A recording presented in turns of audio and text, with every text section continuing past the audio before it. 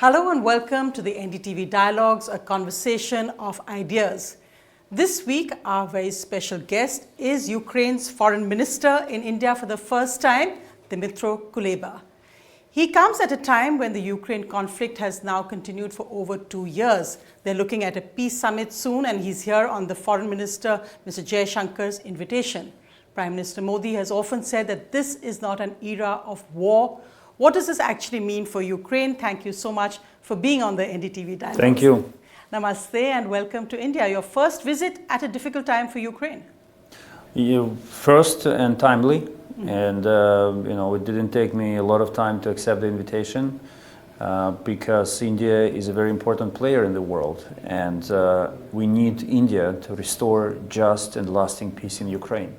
Do you think, because there have been some very interesting statements by our foreign minister who's been traveling this week before your meeting, in one he's talked about India and Russia's closeness and how we look out, we take special care of each other's interests. But he's also made the point that in Ukraine, that India has been the player who has given very frank messages to Russia, and that he said that India has been used to pass on messages to Russia from other countries. What do you think of the India stand, considering our closeness and old relationship with Russia? I think that the relationship between India and Russia is based to a large extent on the Soviet legacy. But Soviet legacy comes to extinct. It has no future. It's the past. And the future of India is in the circle of democracies that respect law, that do not commit atrocities, that want to prioritize development instead of war. As you rightly mentioned, the famous words by Prime Minister Modi, this is not the era of war. And being with Russia means all the opposite to what I said. Because it was Russia who triggered the second largest war in Europe, the largest war in Europe since Second World War. We understand there are some economic, technological ties between India and Russia, and India is a sovereign nation. It has a right to develop relations with any country. It seems appropriate. But first, if India and Russia are so close, it means that India can influence the way Russia behaves. And this is one of the reasons why the voice of India is so important. But second, as I said, I don't think this relationship has a future for the reason that I mentioned. I think Ukrainian-Indian relationship has more future in that sense. Though, of course, Prime Minister Modi congratulated President Putin on his re-election on a day that he also spoke to President Zelensky. What would you like Prime Minister Modi to do? You've made this point, of course, that India is a global power. Prime Minister Modi has a strong voice globally. What would you like Prime Minister Modi to do and India to do in the current situation? Well, we believe India can use its relations with Russia to make Russia stop this atrocious and absurd war. Second, India can play a very important role in bringing together more nations from global south and global. No one is using this term global north, but probably it exists. If global south exists, then global north exists as well. So if India sits at the table of the peace formula, the initiative put forward by Ukraine to find a diplomatic solution to the war, then many other nations will feel much safer and comfortable sitting next to India, and they will come and join this effort, this exercise. And thirdly, I think India, what matters for India in Ukraine is not just the restoration of excellent bilateral ties that we always had, trade, students, people-to-people contacts, respect for culture, but also respect for international law, that you cannot change borders by force, that you cannot invade your neighbors, that you cannot commit atrocities. This is the world that India will benefit from, and this is the world that Russia tries to destroy. 2 years ago, just months after this began, you raised some eyebrows in India when you made the point that India importing cheap Russian oil is the price that is being paid is in Ukrainian blood. You said every barrel of oil has Ukrainian blood in it. India made the point, and the foreign minister said this forcefully, that in fact Europe and the European Union actually imported more Russian oil than the following 10 nations. Have you changed your stance since then? Do you recognize, and you may not agree with, but do you respect India's right to import cheap Russian oil, or to do, as Foreign Minister Jaishankar has said, to do what is best for India's interests?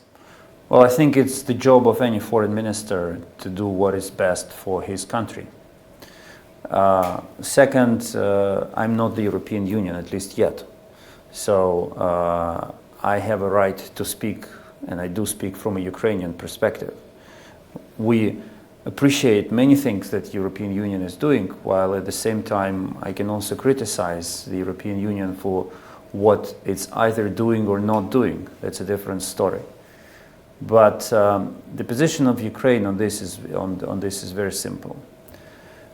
Whatever helps to finance Russian war machine is bad, and we will always speak openly against it.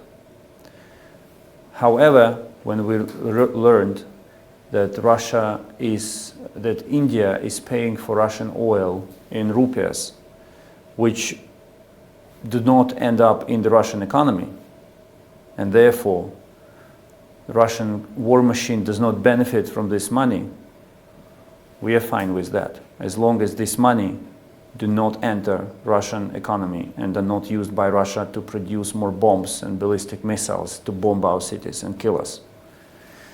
Second, we see a change in the way India, I would say, operates on oil market. And third, and probably most important, back then, when I was making this comment, our relationship with India was different.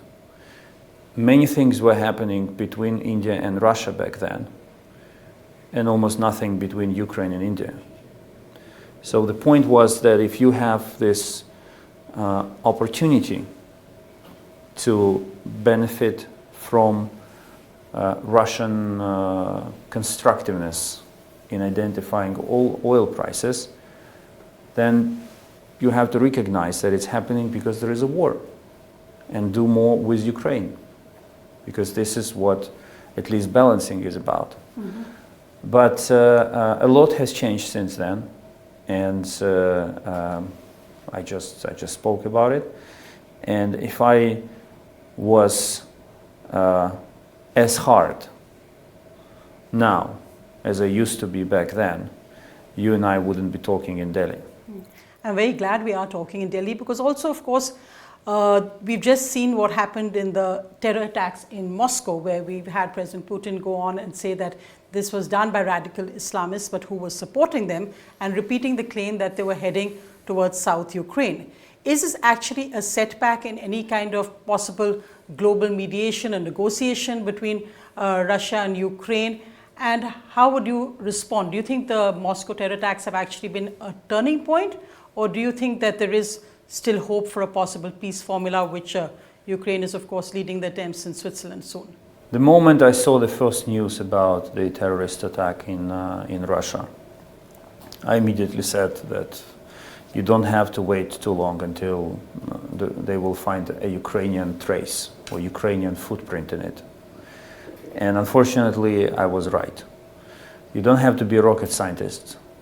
If there is anything that can be used to discredit Ukraine in the eyes of international community, if there is anything that can be used to mobilize more Russians against Ukrainians, it will be done.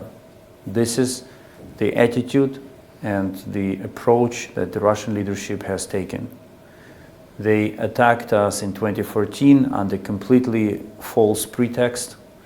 They attacked us in 2022 under completely false pretext. They kept lying to the whole world that they were not going to invade Ukraine, and they did. They lie all the time. So why do you think this time they're saying the truth? But will it be a setback, do you think, to peace efforts? No, it will not be a setback, because every ballistic missile that falls on the heads of Ukrainians every single day is a setback. In fact, that's actually, in a sense, because we've seen that, especially in March, it stepped up the attack on Ukraine, the ballistic missiles. Russia claims that Ukraine is also using drones. But the point being that, do you feel that the world, in a way, has lost interest? I mean, the fact that in the US Congress as well, you've seen US presidential candidates, ex-President Trump make the point that the US needs to worry about its domestic problems, not what's happening in Ukraine. Do you think the world, in some sense, is losing interest at what's actually happening and the human cost? Well, if I look at the front pages of the media outlets, yes, I see more Gaza war than the Russian aggression against Ukraine. But that's tragic, actually. Which war is more interesting? Yes. You are a better expert in how media works and how attention works. Every new war will always overshadow the already existing war. This is how it works in terms of media. And of course, if you judge by the headlines, you may come to a conclusion that the attention is being lost. But if you follow the decisions that various governments have taken since the beginning of the year, everything will speak against that conclusion. We see Germany and other countries in Europe stepping up their support significantly. More and more military assistance packages are being announced and delivered to Ukraine. F-16s will arrive to Ukraine soon, and we will shift from the Soviet era fighting planes to Western planes. Yes, there is a debate in the United States. We all follow it with popcorn in our hands. It's pretty dramatic, I agree. But both Democrats and Republicans, they agree that support to Ukraine must continue. The question is who makes most of the points domestically on this support and the format of this support. But I do not believe that US will withdraw. Even if anyone wants US to completely isolate itself and focus entirely on domestic issues, this is simply impossible. This is not how the world works. This is not how the world operates. So the United States will continue to be involved in fixing the world. But the UN and its relevance, because you mentioned the Gaza, so whether it's what's happening in Gaza, whether it's what's happening in Ukraine, the UN and its question of its significance in an increasingly multipolar world, does the UN actually represent what we would want to see or actually make any difference to the significant world events of our time? Well, the easiest thing for any diplomat is to criticize the UN, because there is no one to retaliate. But I will not resort to this easy exercise, because the war taught us that only difficult exercises are worth spending your energy on. I think it's clear that the UN is struggling. The UN is struggling because the balance of power inside of the UN is broken. And every new death as a result of a war in the world is, as we say, is another nail in the coffin of the United Nations. But UN is trying. It's trying its best, but it just can't, because it gets paralyzed if there is no agreement among key stakeholders. And unfortunately, we know from the history of international relations that world organizations are being reset as a result of world wars. And the best we can do is to direct all our energy at preventing this from happening again and resetting the United Nations in a way that would occur without the need for the world to suffer another global catastrophe. It needs to change. I firmly believe that Russia must be out of the UN Security Council, India must be in, other countries should become permanent members. The way UN operates must be changed. We need this institution, but as it stands now, it's getting more and more difficult for them to remain relevant. You made this point about world wars, and of course, President Putin said just after his re-election that we're just a step away from World War III. Now, he was referring to Macron's statements that French troops could be on the ground in Ukraine. How would you respond to that and the fact that this reference to World War III is something that may lead many countries, especially, to say that we should actually step back on helping Ukraine, or this question of whether ground troops of NATO or France should come to Ukraine? Apparently, President Putin does not consider the presence of Russian troops in Ukraine as a step towards Third World War. But since the very beginning of the conflict, of the invasion, Russia was always threatening every country in the world and scaring it away and saying, if you continue to help Ukraine, you will be punished. And it never worked, because the leverage there are very few strings that Putin can pull. So he stepped up his pressure, his rhetoric, and started speaking about collective retaliation in a form of Third World War. But I think President Putin loves his lavish life too much to put it at the risk of extinction by resorting to Third World War. But of course, in order to persuade countries not to help Ukraine, he will continue to heat up his rhetoric. But this is just rhetoric that he is using, and the louder he gets, it means the more problems he is facing. And do you feel that over possible threats of nuclear weapons or tactical use of nuclear weapons as well? You cannot exclude anything in this world, but everything we've seen so far speaks for one thing, that Putin loves blackmailing. But when he fails, he does not retaliate. What he does is that he uses his propaganda machine to explain to his own people why failure is a success. That's what we've seen.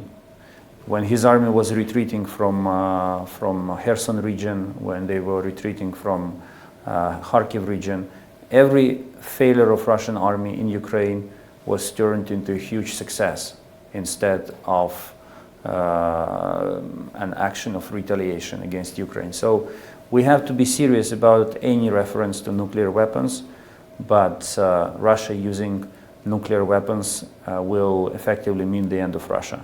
Mm-hmm. Where do you see the way out? There is going to be a peace summit in Switzerland. Tell us more about what exactly that will entail, and do you feel you will be able to bring enough nations around that Switzerland table to actually have influence on Russia? In October 2022, UN General Assembly voted a resolution on the main principles of restoring peace in Ukraine. 143 nations voted in favor. So our peace formula is based on the UN principles.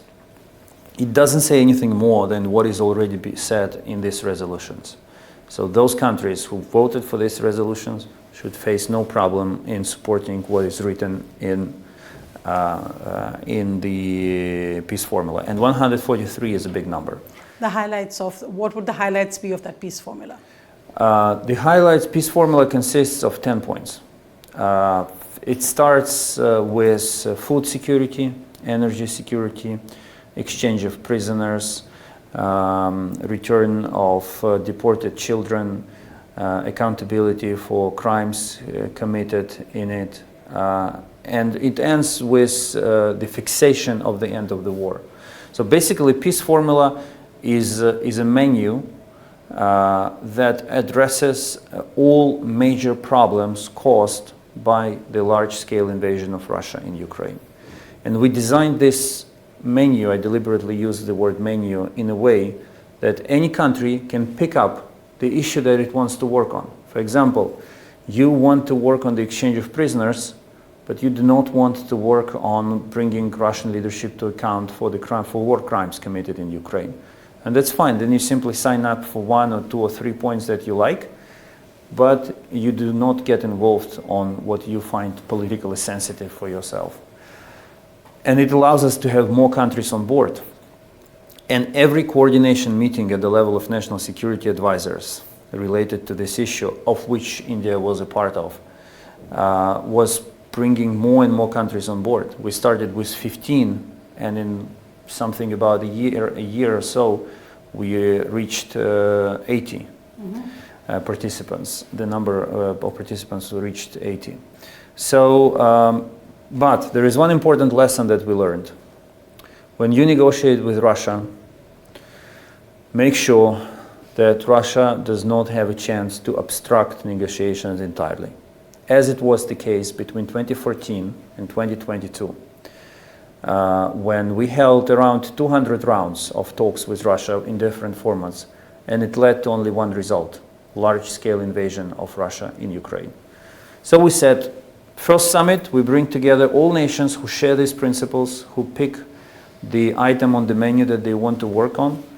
They form groups, they agree on the action plans and how they're going to reach objectives of these points. Then in between the first and the second summit, communication with Russia can take place according to the rules agreed by participants, and we make sure that Russia does not have a chance to obstruct the summit, the peace process as such. So India's presence there would be very important for you. Absolutely, crucial, and this is one of the reasons why I'm here. India has been, as I said, India has been a part of preparatory coordination meetings, and President Zelensky and Prime Minister Modi discussed the issue of the summit in their phone talk. One other aspect, of course, was of Indian medical students in Ukraine. What would you, when you talk about greater ties between India, you're also meeting with business leaders here in India as well. What do you see as the future of those ties? When do you think medical students will be able to come back safely? And what would Ukraine actually do for them? And also for the increasing business ties with India, where do you see that going? You see, slightly more than a month ago, I was walking my dog late at night, and I got bitten by another dog. And I was taken to the hospital, and the doctor who was taking care of me on the night shift at the hospital was an Indian, a young lady, and who studied in Ukraine, who stayed in Ukraine, also during the war. And you have to understand that while many Indian students come back to India after studying in Ukraine to help their communities, others stay and become part of our community, of our society. Kharkiv, a beautiful city in eastern Ukraine, was the capital of Holi festival in Ukraine. Really? Every year, Indian students, together with Ukrainian students, turned the streets and the squares of Kharkiv into an Indian city by celebrating Holi. Today, the city is being systematically destroyed by Russia on a daily basis. It's located only 40 kilometers away from the border with Russia.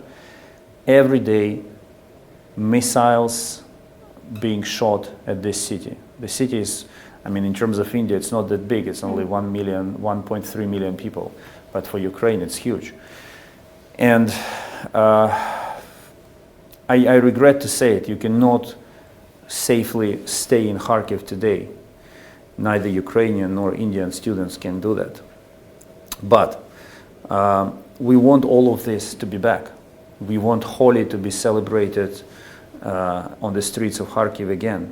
We don't want to see Russian bombs there, not to mention Russian soldiers. And we took measures to allow students to study, foreign students to study in other parts of Ukraine. It's because we consider them, these foreign students, as part of our society. And we greatly value this part of our bilateral cooperation.